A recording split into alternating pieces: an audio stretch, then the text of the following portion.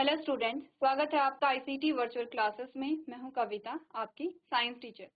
उम्मीद करती हूं आप सभी अच्छे होंगे और स्वस्थ होंगे। क्लास कंटिन्यू करेंगे अपना चैप्टर, और चैप्टर का नाम है the fundamental unit of life यानी कि सेल। हम बात कर रहे हैं सेल के बारे में, कोशिका के बारे में, कोशिका क्या होती है और कोशिका के कितने प्रकार होते हैं इसके बारे में हमने बात की है। नया टॉपिक स्टार्ट करेंगे उससे पहले हम रिवाइज कर लेंगे अपने जो टॉपिक हैं जिन्हें आप यहाँ पर पढ़ चुके हैं। चलिए, तो इंट्रोडक्टरी पार्ट हम देख चुके हैं, हमने कुछ यहाँ पे डिस्कवरीज के बारे में बात की है, वो हम पढ़ चुके हैं। यहाँ पे सेल थ्योरी आपने देख ली है, ठीक है। एक कोशिकीय जीव से बहुकोशिकीय जीव का निर्माण कैसे होता है हम यहाँ पे बात कर चुके हैं, ठीक है। एक सीक्वेंस हमारे पास आता है, एक ऑर्डर हमारे पास आता है, जिसमें हमने कहा कि कैसे कोशिका से यहाँ पे पूरे जीव का निर्माण होता है। तो आपने कहा ये सीक्वेंस है, इस प्रकार से होता है। क्लियर है। टाइप्स ऑफ ऑर्गेनिज्म की बात करें तो हमने कहा कोशिका के नंबर की उपस्थिति पे, आपने कहा कोशिका का नंबर कितना है, नंबर ऑफ सेल डिपेंड करता है कि एक कोशिकीय जीव है यहाँ पे या बहुकोशिकीय जीव है। एक कोशिका है तो एक कोशिकीय जीव होगा, जिसे आप यूनिसेलुलर ऑर्गेनिज्म कहेंगे। अगर बहुत सारी कोशिकाएं होंगी तो उसे आप मल्टी सेलुलर ऑर्गेनिज्म कहेंगे। हम बात कर रहे थे शेप्स, डिफरेंट डिफरेंट कौन सी शेप होती हैं यहाँ पे कोशिका की। आपने कहा क्या सारी कोशिकाएं एक ही शेप की होती है, हमने कहा नहीं, सारी कोशिकाएं एक ही शेप की नहीं होती हैं। कैसे, हमारे पास एग्जांपल आए हैं कुछ ब्लड सेल्स, ब्लड सेल्स के बारे में हमने बात की है। नेक्स्ट हमारे पास कुछ आती हैं यहाँ पे मसल सेल, ठीक है। हमने कहा ये हमारे पास मसल सेल्स आते हैं और ये मसल सेल्स बनाती हैं, जैसे कि ब्लड सेल्स ने क्या बनाया है, ब्लड बनाया है, ठीक है। तो ये क्या थी, सेल्स हैं, और इन्होंने क्या बनाया है, टिश्यू बनाया है। क्योंकि हमने क्या बोला है सीक्वेंस में, कोशिकाओं से मिलकर के क्या बनता है, टिश्यू बनता है। वैसे ही आपने कहा यहाँ पर है मसल सेल्स, ठीक है। और मसल सेल्स ने क्या बनाया है, मस्कुलर टिश्यू बनाया है, यानी कि ऊतक बनाया है, ठीक है। क्योंकि सेल से मिलकर के क्या बनते हैं, टिश्यू बनते हैं। अब आपने कहा जो मसल सेल्स है वो तीन टाइप के हमारे पास आते हैं, एक तो कार्डियक सेल होते हैं, स्मूथ सेल्स होते हैं, स्केलेटल सेल्स होते हैं, ठीक है।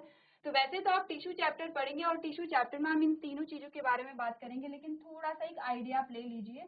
हमने कहा इनका जो स्ट्रक्चर है वो अलग अलग है, इनकी लोकेशन अलग अलग है, ठीक है। अगर हम फंक्शन कहें तो फंक्शन इन तीनों का मूवमेंट है, यानी कि गति है। क्लियर है। कैसी गति है, तो मैं आपको बता देती हूँ कुछ तीन गतियों के बारे में। एक तो ये मूवमेंट है जो आप अभी देख पा रहे हैं, यानी कि मैं चल रही हूँ, ठीक है, मैं एक जगह से दूसरी जगह चल रही हूँ। एक मूवमेंट है कि मैं आपसे बात कर रही हूँ, ये एक ही मूवमेंट है, अलग अलग नहीं है, ठीक है। ये एक ही टाइप का है कि मैं आपसे बात कर रही हूँ, मैं अपने हाथ को हिला पा रही हूँ, मैं एक जगह से दूसरी जगह चल पा रही हूँ, एक प्रकार की मूवमेंट ये है। दूसरे प्रकार की मूवमेंट ये है कि आपने खाना जब निकला तो खाना आपके इसोफेगस से लेकर के आपके स्टमक में, आपके स्टमक से आपके इंटेस्टाइन में यहाँ पे मूव कर रहा है। तो दूसरे टाइप का मूवमेंट वो है। ऐसा तो नहीं है कि वहां पर हम खुद से कोई मूव करवा रहे हैं, आपने निकला और उसके बाद खाना खुद ब खुद मूव कर रहा है। तीसरी टाइप की जो मूवमेंट होती है वो है आपके हृदय का धड़कना। आपका हृदय धड़कता है, आपके हार्ट बीट आप फील करते हैं, सुनते हैं, वो भी क्या है, एक प्रकार की मूवमेंट है। तो तीन मूवमेंट आती हैं।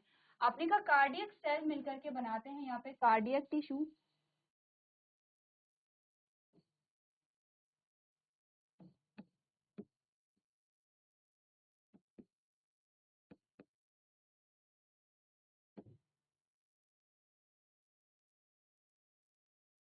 ठीक है। स्मूथ सेल यहाँ पे बनाते हैं स्मूथ टिश्यू,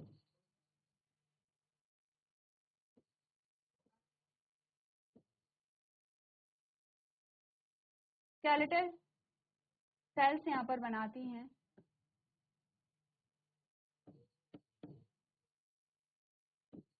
स्केलेटल,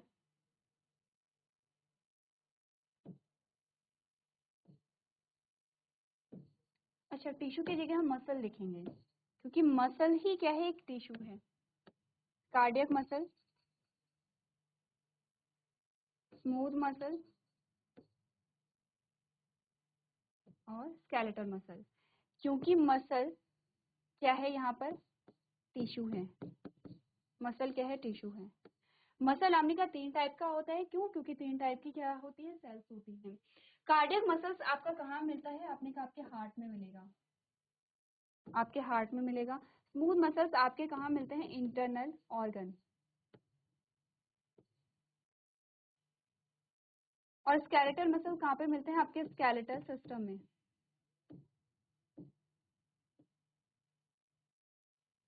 आपके कंकाल तंत्र से मिलते हैं।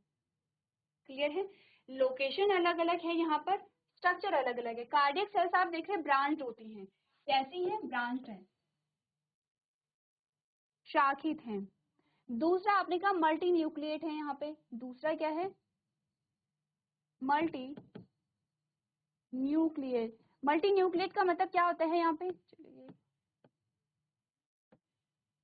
मल्टी न्यूक्लिएट का मतलब क्या होता है? यहाँ पे बहुत सारे न्यूक्लियस है, यानी कि आपने कहा एक दो ये इस प्रकार के न्यूक्लियस है, यानी कि एक जो आपको यहाँ पे शाखा दिखाई दे रही है उसमें क्या है? 2 न्यूक्लियस है, फिर इसमें 2 न्यूक्लियस है। ठीक है, अब आते हैं स्मूथ मसल्स में। स्मूथ मसल्स आपकी कैसी होती हैं? चपटे होते हैं। कैसे हैं ये? चपटे आपको दिखाई दे रहे हैं और यूनि न्यूक्लिएट हैं। ठीक है, यूनि न्यूक्लिएट का मतलब है इसमें आपको एक न्यूक्लियस दिखाई दे रहा है। तो एक्चुअली में ये क्या है? न्यूक्लियस है, न्यूक्लियस जिसे आप केंद्र कहते हैं। अब अभी आपने सेल नहीं पढ़ी है तो आगे जाकर के आप देखेंगे सेल, हर एक सेल में एक न्यूक्लियस होता है। ठीक है, तो यहाँ पर आपने कहा एक से ज्यादा न्यूक्लियस है, यहाँ पर सिर्फ एक न्यूक्लियस है, तो यूनि न्यूक्लिएट होते हैं। अब आते हैं स्केलेटल मसल्स पे। स्केलेटल मसल्स कैसे आपको दिखेंगे? सिलिंड्रिकल दिखेंगे। कैसे हैं? सिलिंड्रिकल है, यहाँ पे बेलनाकार होते हैं। और अगर न्यूक्लियस की बात है तो आपने कहा कि न्यूक्लियस आपको यहाँ पर इस प्रकार से दिखाई देते हैं। तो स्ट्रक्चर इनका अलग अलग होता है। इनमें जो मूवमेंट अगर ये कर रहे हैं तो अलग अलग प्रकार की मूवमेंट यहाँ पर करते हैं। ठीक है, इससे आगे जो चीजें हैं आप तब पढ़ेंगे जब आप टिश्यू चैप्टर यहाँ पर पढ़ते हैं।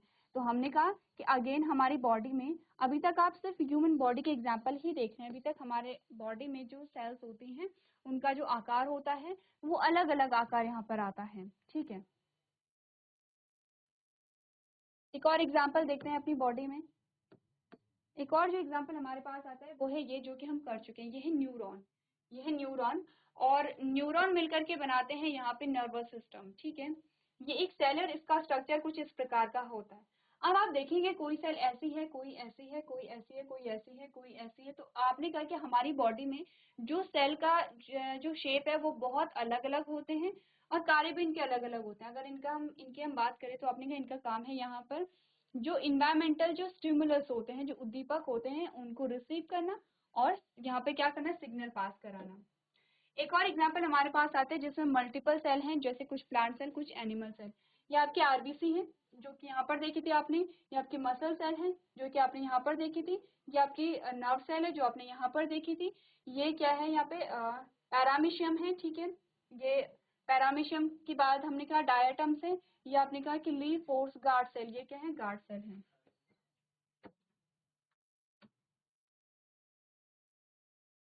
ये है गार्ड सेल। ठीक है, गार्ड सेल किसमें है? प्लांट सेल है ये, प्लांट सेल। तो आपने कहा प्लांट सेल, एनिमल सेल, आपने बहुत सारी वैरायटी यहाँ पर देखी है कि बहुत अलग अलग जो शेप होते हैं वो सेल के होते हैं।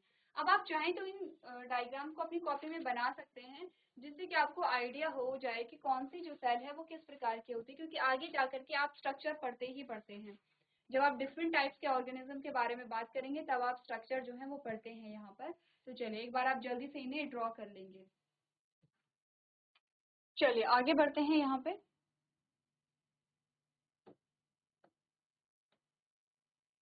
अब हमने कहा कि कोशिकाएं जो होती हैं वो अलग अलग कार्य कैसे करती हैं। जैसे कि हमने अभी बात की है कि अलग अलग सेल्स हमारी बॉडी में होती हैं और उनका काम अलग अलग होता है। अलग अलग काम कैसे वो करती हैं, तो आगे जा करके हम जब सेल को पढ़ेंगे तब आप देखेंगे कि जो सेल होती है इस प्रकार से,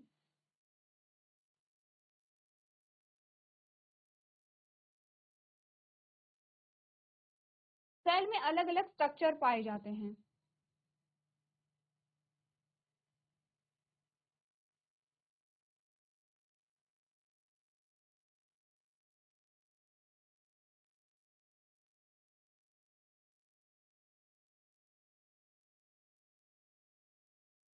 ठीक है, अभी तक हमने सेल के सिर्फ इतने स्ट्रक्चर पढ़े हैं। अब आप देखेंगे सेल में अलग अलग स्ट्रक्चर पाए जाते हैं।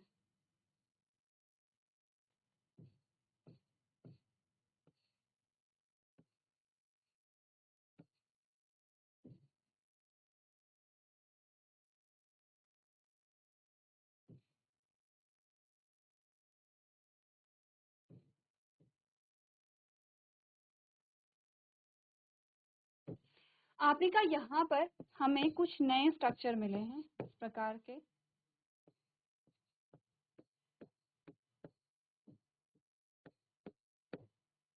इन सभी के कुछ फंक्शन यहाँ पर होते हैं, ठीक है। कोशिका जो है वो अलग अलग चीजों से मिलकर के बनी होती है। स्मॉलेस्ट यूनिट ऑफ लाइफ इसलिए कहा गया है क्योंकि ये सबसे छोटी इकाई है जो जीवित है। तो हमने यहाँ पे बात की है कि अगर हम यहाँ पर इसे सेपरेट ले लें या इसे सेपरेट ले लें तो आप उसे क्या कहेंगे, लिविंग नहीं मान सकते हैं, क्योंकि वो ऐसा एक्ट करेगा ही नहीं, उसमें कैपेसिटी नहीं है कि वो क्या करे यहाँ पे फिर से नई जो सेल्स हैं उन्हें जनरेट कर सकें। तो हमने कहा कि जो कोशिका है, ये जो फॉर्म होती है कोशिका की, इसी को हम सबसे स्मॉलेस्ट यूनिट मानेंगे। ये जो पार्ट्स हमारे पास आते हैं सेल के, इन्हें हम कहते हैं सेल ऑर्गेनेली या कोशिकांग कहते हैं, ठीक है। कोशिका यानी कि कोशिका के जो अंगक होते हैं, कोशिका के जो पार्ट्स होते हैं, ये जो पार्ट्स होते हैं वो कोशिका की हेल्प करते हैं अलग अलग फंक्शन को परफॉर्म करने के लिए। तो हमने पढ़ा cells are capable of performing multiple functions in an organism, यानी कि कोशिकाएं एक जीव में कई कार्य करने में सक्षम होती हैं। A cell contain a specific components which are called organelles. आपने कहा एक कोशिका में विशिष्ट घटक होते हैं जिन्हें हम क्या कहते हैं, ऑर्गेनेली कहते हैं। Each organelle in the cell can perform a different function such as making new cells और clearing the waste of sales.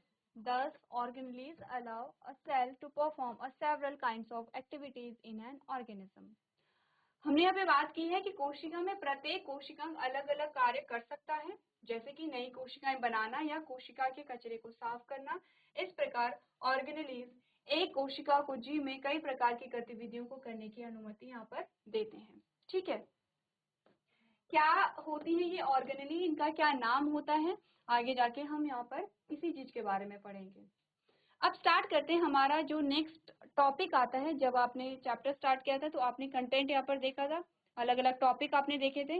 अब हमारे पास जो पोर्शन आता है वो है the organisation of a cell, एक सेल का संगठन। कोशिका किन चीजों से मिलकर के बनी है, सेम डायग्राम आपको बनाना है जो अभी हमने बनाया है,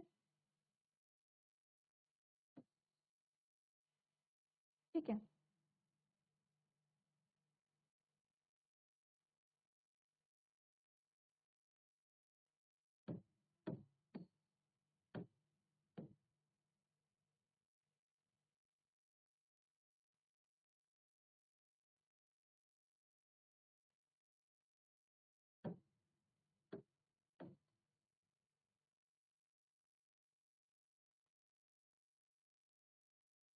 ये डायग्राम आपको बनाना है ताकि आपको पता चले कि जो सेल है, सेल में कौन कौन सा स्ट्रक्चर होते हैं। ये भी सेल का बेसिक स्ट्रक्चर है, इसमें हम ऑर्गेनेलीज अभी नहीं पढ़ेंगे। अभी हम ये देखते हैं सेल का जो ऑर्गेनाइजेशन है उसमें जो पार्ट्स हैं वो कौन कौन से होते हैं।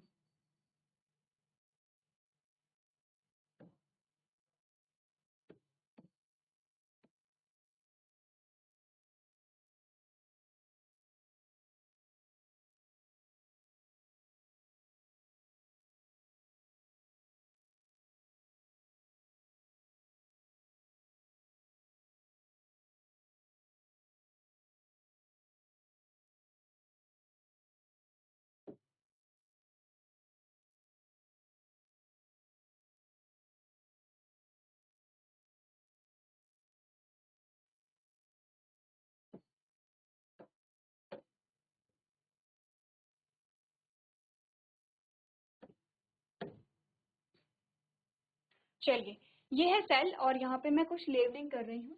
कुछ लेबलिंग ऑलरेडी हमारे पास है, जैसे कि हमने कहा ये है हमारे पास प्लाज्मा मेम्ब्रेन, ठीक है। इस प्लाज्मा मेम्ब्रेन को हम क्या कहते हैं, प्लाज्मा झिल्ली के नाम से जानते हैं, ठीक है। प्लाज्मा मेम्ब्रेन को प्लाज्मा झिल्ली भी कहते हैं, ठीक है। तो ये प्लाज्मा मेम्ब्रेन है यहाँ पे, या फिर इसे क्या कहते हैं, सेल मेम्ब्रेन भी कहते हैं। इसका एक और नाम है प्लाज्मा मेम्ब्रेन का ही, सेल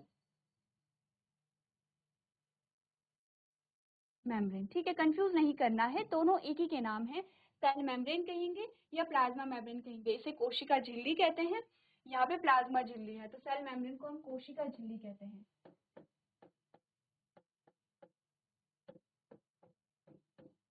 कोशिका जी, ठीक है। अब आता है हमारे पास सेकेंड पार्ट जो है यहाँ पे न्यूक्लियस।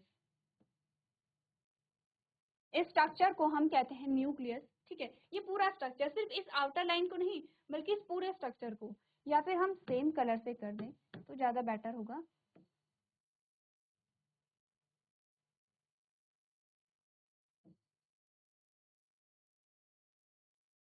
ये पूरा जो आपने ब्लू वाला पोर्शन देखा है, इसे हम पूरे स्ट्रक्चर को हम कहते हैं न्यूक्लियस, ठीक है। अभी जो जो लेवलिंग हमारे पास है,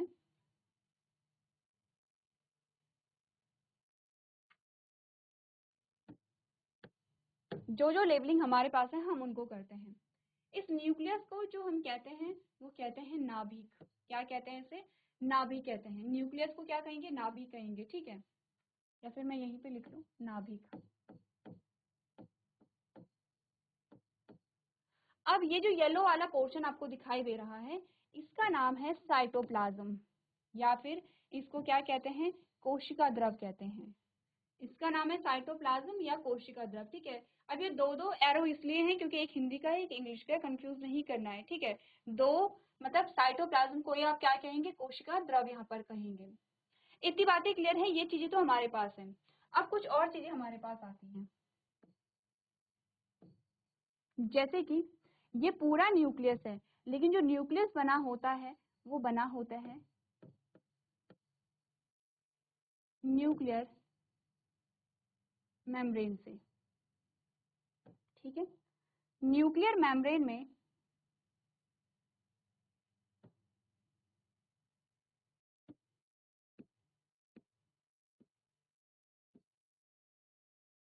कुछ पोर्स यहाँ पर होते हैं, ठीक है। कुछ पोर्स, कहीं कहीं पे कुछ पोर्स भी होंगे यहाँ पे।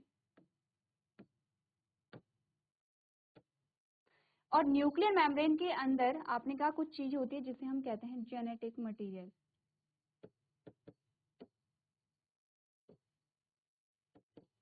जेनेटिक मटेरियल जो होता है वो होता है डीएनए, ठीक है। ये बेसिक स्ट्रक्चर है यहाँ पर सेल का। तो क्या क्या चीजें आपने समझी है? यहाँ पर सेल में एक आउटर स्ट्रक्चर अभी फिर से आएगा, उसके बारे में हम अभी बात करते हैं। ये एक टाइप की सेल तो ये होती है जिसमें हमने क्या बोला है? एक प्लाज्मा मेम्ब्रेन है, सबसे आउटर मेम्ब्रेन जो है वो प्लाज्मा मेम्ब्रेन है। उसके अंदर जो येलो कलर का पोर्शन है उसे हम साइटोप्लाज्म या कोशिका द्रव कहते हैं, ठीक है। उसके अंदर एक डबल लेयर आती है, ठीक है। इस पूरे स्ट्रक्चर को, इसमें डबल मेम्ब्रेन जो है वो भी है, इसमें क्या है? जेनेटिक मटेरियल भी है। पूरे स्ट्रक्चर को कंबाइनली हम कहते हैं न्यूक्लियस या फिर नाभिक कहते हैं। और हमने कहा जो यहाँ पे न्यूक्लियस है उसकी दो मेम्ब्रेन होती है जिसे न्यूक्लियर मेम्ब्रेन कहते हैं। इन दो मेम्ब्रेन को न्यूक्लियर मेम्ब्रेन कहते हैं क्योंकि न्यूक्लियस की मेम्ब्रेन है, ठीक है। इसके अंदर हमारे पास आता है जेनेटिक मटेरियल जो कि क्या है? डीएनए है। एक और चीज है, इसे हम कहते हैं न्यूक्लियोप्लाज्म। ये जो यहाँ पे आपको ब्लू कलर का दिख रहा है, इसे हम कहते हैं न्यूक्लियोप्लाज्म, ठीक है। अब ध्यान रखिए, हमने कहा था प्रोटोप्लाज्म जो शब्द है वो किसने दिया है? क्या बोला था? प्रोटोप्लाज्म जो शब्द है वो किसने दिया था? फिर से आप वापस जाएंगे और जब आपने डिस्कवरी वाला जो पोर्शन देखा था उसमें जाएंगे। पुरकिंजे, आपने एक नाम देखा है, 1839 की बात है, और हमने कहा इन्होंने प्रोटोप्लाज्म शब्द दिया है। क्या है प्रोटोप्लाज्म? हमने उसी टाइम पे डिस्कस किया था कि प्रोटोप्लाज्म जो है वो दो चीजों को मिला करके हम कहते हैं। ये मैं हटा दूं, ठीक है। आपने कहा साइटोप्लाज्म,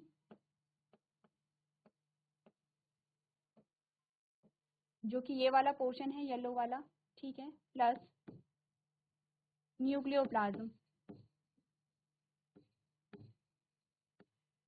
को मिला करके हम कहते हैं प्रोटोप्लाज्म। किसने दिया था? पुरकिंजे ने। P4 प्रोटोप्लाज्म और P4 पुरकिंजे, ऐसे याद रख सकते हैं आप, ठीक है। तो एक तरल तो ये है और एक तरल ये है न्यूक्लियस के अंदर, ठीक है। नाम आपको अलग अलग चीजों के याद रखने हैं। एक बार आप यहाँ पे जो बेसिक स्ट्रक्चर है, बेसिक पार्ट्स है, उन्हें नोट कर लेंगे यहाँ पर। चलिए, अब आपने पार्ट्स यहाँ पर देख लिए होंगे। अब हमें आगे करना है क्या है? एक एक करके इन पार्ट्स के बारे में बात करनी है। सबसे पहले आउटर मोस्ट पार्ट पढ़ेंगे, सेल मेम्ब्रेन। सेल मेम्ब्रेन के बारे में क्या क्या आपको पढ़ना है एक बार आप आइडिया ले लीजिए, ठीक है। तो सबसे पहले प्लाज्मा मेम्ब्रेन में आपको कुछ चीजें समझनी है यहाँ पर, जिसमें आप पढ़ेंगे डिफ्यूजन के बारे में और जिसमें आप पढ़ेंगे ऑस्मोसिस के बारे में। ये ऑस्मोसिस का फिनोमिना होता है, दोनों चीजें बहुत इंपॉर्टेंट है। ऑस्मोसिस आपसे पूछा जाता है, तो ऑस्मोसिस में आप 3 चीजें पढ़ेंगे, जैसे कि हाइपोटोनिक सोल्यूशन, जैसे कि आइसोटोनिक सॉल्यूशन, जैसे कि हाइपरटोनिक सॉल्यूशन, ठीक है। ये जो तीनों चीजें आप पढ़ेंगे, उसके बाद आप बात करेंगे यहाँ पर जो प्लाज्मा मेम्ब्रेन और सेल मेम्ब्रेन है वो आपकी कंप्लीट होगी। नेक्स्ट हम बात करेंगे थोड़ा सा सेल वॉल के बारे में। तो अगर हम सेल वॉल को यहीं पे देखें, यहीं पे डिनोट करें, तो कैसे करेंगे? हमने कहा एक टाइप की सेल तो ये होती है जिसमें ये स्ट्रक्चर होता है, लेकिन कुछ ऐसे जीव होते हैं, वो कौन से जीव होते हैं बाद में बात करेंगे। कुछ ऐसे जीव होते हैं जिनमें आउटर मेम्ब्रेन भी होती है, इसके अलावा आउटर मेम्ब्रेन भी होती है। ये सारी चीजें होंगी, ऐसा नहीं कि ये सारी चीजें नहीं होंगी, ये सारी चीजें होंगी, लेकिन इनके अलावा एक और पार्ट होता है और इसे हम क्या कहते हैं? सेल वॉल या कोशिका भित्ति, ठीक है। क्या कहते हैं इसे? सेल वॉल या कोशिका भित्ति कहते हैं। लेकिन ध्यान रखिए, कुछ जीव ऐसे होते हैं कि जिनमें ये सेल वॉल नहीं पाई जाती, कोशिका भित्ति नहीं पाई जाती है, ठीक है। सिर्फ ये वाला पोर्शन पाया जाता है जो आपने पहले पढ़ा था। कुछ जीव होते हैं कि जिनमें ये पोर्शन तो होते हैं, लेकिन इनके बाहर क्या आती है? सेल वॉल होती है। हमें यही चीजें देखनी है कि सेल वॉल किन जीवों में पाई जाती है और वो कौन से जीव होते हैं जिनमें सेल वॉल नहीं पाई जाती है। साथ ही साथ सेल वॉल के क्या क्या फंक्शन होते हैं इसके बारे में भी हम यहाँ पर डिस्कस करेंगे। तो आपको यही चीजें क्या करनी है? रिवाइज करती रहनी है जो भी चीजें हमने पढ़ी हैं। जैसे कि आपको इतना ध्यान रखना है कि अगर हमने प्रोटोप्लाज्म का है तो उसकी डिस्कवरी किसने की है। इसी के साथ ये भी देख लेंगे कि जेनेटिक मटेरियल सबसे पहले किसने बताया था, न्यूक्लियस सबसे पहले किसने बताया था, ठीक है। हमने कहा न्यूक्लियस के बारे में भी आप बात करेंगे। यहाँ पे आप देखेंगे सेल मेम्ब्रेन शब्द सबसे पहले किसने दिया था। तो ये कुछ डिस्कवरी हैं जो कि कुछ आपने पढ़ी हैं, कुछ आपने नहीं पढ़ी हैं। इन डिस्कवरीज के बारे में आप एक बार पढ़ेंगे कौन कौन सी चीजें, जैसे कि सेल मेम्ब्रेन आपने नहीं पढ़ा है, इसकी खोज किसने की है। जैसे न्यूक्लियर के बारे में बात करेंगे, जेनेटिक मटेरियल डीएनए के बारे में आप बात करेंगे और देखेंगे इनकी खोज यहाँ पर किसने की है। नेक्स्ट जो हमारा लेक्चर होगा उसमें हम हर एक पार्ट के बारे में डिटेल से समझेंगे, उनके क्या क्या फंक्शन हमारे पास यहाँ पर आते हैं। तो आज के सेशन में हम इतना ही करेंगे। अभी तक क्लास में बने रहने के लिए आपका धन्यवाद।